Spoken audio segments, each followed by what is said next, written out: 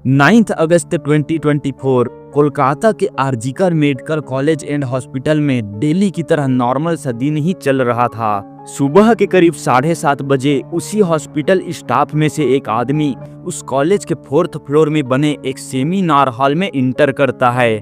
जब वो आदमी उस हॉल में इंटर करता है तो उसके होश उड़ जाते हैं। वो देखता है कि उस हॉल में एक लड़की लेटी हुई थी और उसके मुंह और नाक से काफी ज्यादा खून बह रहे थे। उस लड़की के आधे कपड़े निकाल दिए गए थे। अब ये देखकर वो आदमी काफी ज्यादा डर जाता है और चिल्लाते हुए जल्दी से बाहर निकलता है।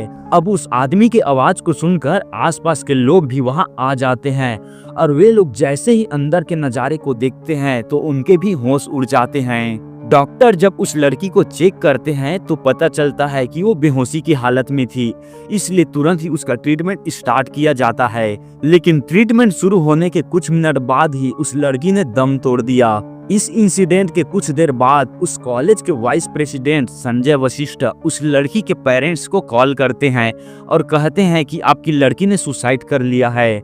ये खबर सुनकर उसके पेरेंट्स को विश्वास नहीं होता। अब सवाल ये आता है कि अगर ये एक सुसाइड था तो उस लड़की के नाक और मुंह से खून क्यों निकल रहे थे एंड उस लड़की के बॉडी में आधे कपड़े क्यों नहीं थे। ये सारे सबूत केवल एक ही तरफ इशारे कर रहे थे, लेकिन कुछ लोग इस केस को दबाने की कोशिश कर रहे थे। Welcome to the show, my name is Ritesh and you are watching the case of another Nirbhaya. 8 अगस्त 2024 इस दिन कोलकाता के आरजीकर मेडिकल कॉलेज की जूनियर डॉक्टर विनीता डेली की तरह अपनी नाइट ड्यूटी कर रही थी। डॉक्टर विनीता अराउंड रात के 9 बजे हॉस्पिटल में इंटर करती है एंड रात के 11 बजे के आसपास उन्हें अपने मॉम का कॉल आता है। कॉल में उनकी मॉम उनके तबीयत और खाना खाने के बारे में पूछती है, जिस पर डॉक्टर कहती है कि अभी मुझे राउंड पर जाना है, अभी मैंने खाना नहीं खाया, राउंड के बाद मैं खाना खा लूंगी और मेरी तबीयत बिल्कुल सही है। ये कहकर डॉक्टर ने कॉल कट कर दिया। अराउंड रात के 2 बजे के आसपास वो उसी हॉस्पिटल के कुछ जूनियर डॉक्टर के साथ मिलकर उसी हॉस्पिटल के कैंटीन में खाना खाती है।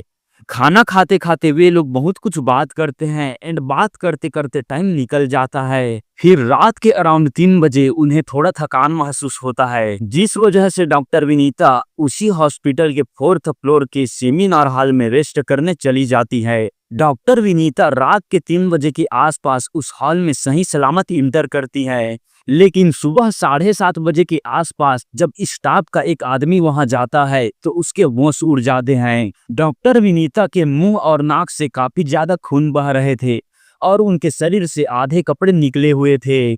जब डॉक्टर विनीता का ट्रीटमेंट किया जाता है तो कुछ टाइम बाद ही उन्होंने दम तोड़ दिया। हॉस्पिटल स्टाफ में से कुछ लोग इस केस को सुसाइड बताकर दबा रहे थे, लेकिन जब पोस्टमार्टम रिपोर्ट आया तो सबके होश उड़ गए, क्योंकि ये कोई सुसाइड नहीं बल्कि एक मर्डर केस था। पोस्टमार्टम रिपोर्ट से ये पता चला कि उस लड़की को बेरहमी से मारने से पहले उसका रेप किया गया था। डॉक्टर विनीता के गर्दन भी टूटी हुई थी। इसके साथ साथ उनके शरीर पर ऐसे कई घाव थे जिसे देखकर लग रहा था कि इनके साथ जबरदस्ती हुई है। तुरंत ही इस केस के ऊपर पुलिस इन्वेस्टिगेशन स्टार्ट हो जाता है। पुलिस जब घटना वाले स्थान में जाती है तो उन्हें वहां पर डॉक्टर विनीता के नाखून के साथ साथ एक हेडफोन भी मिलता है। वहां लगे सभी सीसीटीवी फुटेज चेक किए जाते हैं, लेकिन हैरानी वाली बात ये थी कि उस हॉल में कोई भी सीसीटीवी कैमरा नहीं था, लेकिन उस हॉल में आने जाने वाले रास्ते पर सीसीटीवी कैमरे लगे हुए थे। तो पुलिस वाले उस हॉल में रात के 3 बजे से सुबह 7:30 बजे तक जो गया था उसका डिटेल्स निकालते हैं। सीसीटीवी फुटेज से ये पता चला कि वहां पर टोटल 6 लोग आए गए थे। तो पुलिस इन्वेस्टिगेशन के लिए उन 6 लोगों को बुलाती है। पूछताछ के दौरान पुलिस वाले उन सभी 6 लोगों के मोबाइल को लेकर एक टेबल पर रखते हैं एंड जब सारे मोबाइल के ब्लूटूथ को ऑन करके उस हॉल में मिले हेडफोन को ऑन किया जाता है तो उन्हीं 6 फोन में से एक फोन ऑटोमेटिक उस हेडफोन से कनेक्ट हो जाता है एंड वो हेडफोन था उन्हीं 6 आदमी में से एक आदमी संजय रॉय का।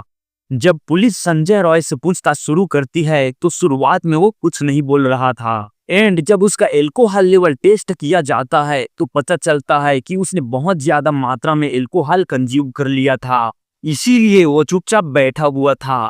जब पुलिस उससे अपने भाषा में पूछताछ शुरू करती है तो उसने फाइनली कन्विंस कर लिया कि उसी ने ही डॉक्टर विनीता का रेप एंड मर्डर किया है। संजय रॉय एक सिविक वॉलेंटियर था। पुलिस जब संजय रॉय का फोन चेक करती है तो उसके फोन में काफी ज्यादा पोर्नोग्राफी कंटेंट भरे हुए थे, जिससे एक बात तो समझ आ गया कि आखिर ये बंदा किस चीज का शिकार है।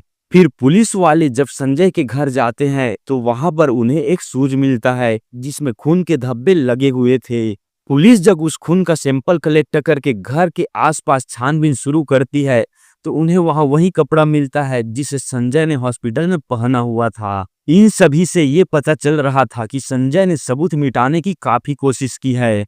संजय के शूज से मिले ब्लड को जब टेस्ट किया जाता है तो वह डॉक्टर विनीता के ब्लड से मैच हो जाता है, जिससे ये क्लियर हो जाता है कि डॉक्टर विनीता का rape and murder Sanjay Roy ने ही किया है।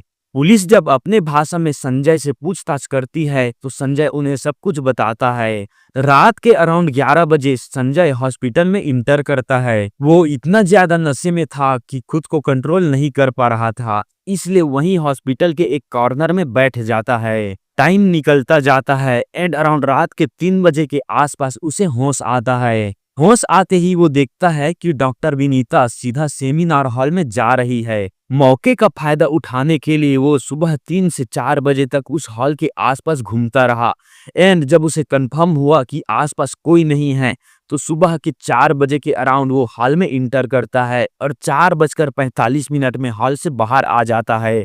इन 45 मिनट में संजय ने डॉक्टर विनीता को बुरी तरह से फिजिकली एजॉर्ट किया, जिससे डॉक्टर विनीता की मौत हो गई। इस घटना के बाद संजय को अरेस्ट कर लिया गया, जिसके बाद आता है पोस्टमार्टम रिपोर्ट, जिसे देखकर सबके होश उड़ गए। पोस्टमार्टम रिपोर्ट के अनुसार ये मर्डर किसी एक आदमी ने नहीं किया था, बल्कि इसमें और भी कई लोग शामिल थे, क्योंकि डॉक्टर विनीता के बॉडी से मल्टीपल फिंगरप्रिंट पाए गए थे। इस घटना के बाद पूरा कोलकाता प्रोटेस्ट करने आगे आ जाता है, जिस दौरान बहुत सारे लोग उस हॉल में घुसकर सबूत को मिटा देते हैं, जिससे एक बात तो समझ में आ गई कि इस घटना के पीछे और भी कई लोग शामिल थे, जो ये नहीं चाहते थे कि उनका नाम भी उजागर हो, इसलिए वो सबूत मिटाने की कोशिश कर रहे थे। हमारे इंडिया में आए दिन ऐसे केस आते रहते हैं जिसमें अपराधी अपराध करके हमारे बीच घूमता रहता है। क्या इंडियन गवर्नमेंट को नहीं लगता कि इस तरह की घटना को अंजाम देने वाले दरिंदों को कड़ी से कड़ी सजा देनी चाहिए? आपको क्या लगता है कमेंट में जरूर बताएं। तो ये था आज का केस। आप अपना ख्याल रखिए। मिलते हैं ऐसे ही नए केस के साथ। बहुत बहुत धन्यवाद।